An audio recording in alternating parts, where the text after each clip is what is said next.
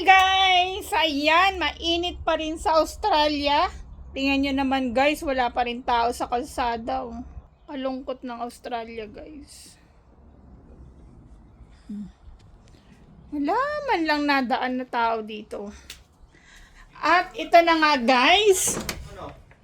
Nandito na? So dahil tapos na ang Pasko, bagong taon, alam nyo naman na nag-sale dito sa Australia. Ayan guys, ang mga Christmas decoration. At syempre, magbabawas rin tayo ng mga gamit at laruan.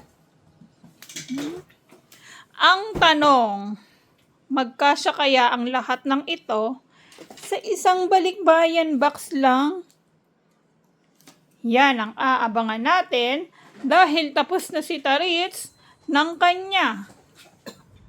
Kabilis ni Taritz. Ayan guys, mga pinaglumaang damit. Siyempre, meron tayong pakape. Meron din tayong cookies. Yan guys, ang ating padadala ng balikbayan box ay mabait sa akin dati. Kaya naman. Huwag na natin siyang pangalanan guys at baka. Ayan na. Ito, mga cookies para masarap sa kape-kape guys. Meron din tayong sapatos. Marami pa tayong sapatos sa ipamimigay. Magbabawas pa tayo ng mga sapatos, mga laruan. Ayun pa ang mga damit guys. Oh. Ito pa yung mga nabili nating tsokolate. Ano pa? So, tapos meron pa dun sa kwarto guys ni Cassandra. Kalahating cabinet pa ng mga laruan.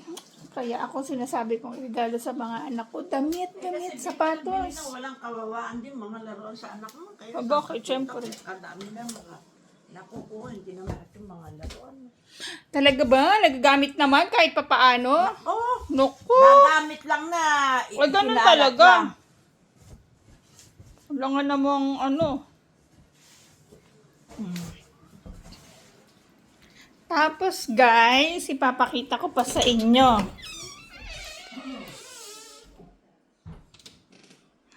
Ito pa ang mga sapatos ni Kuya AJ na ating ipamimigay.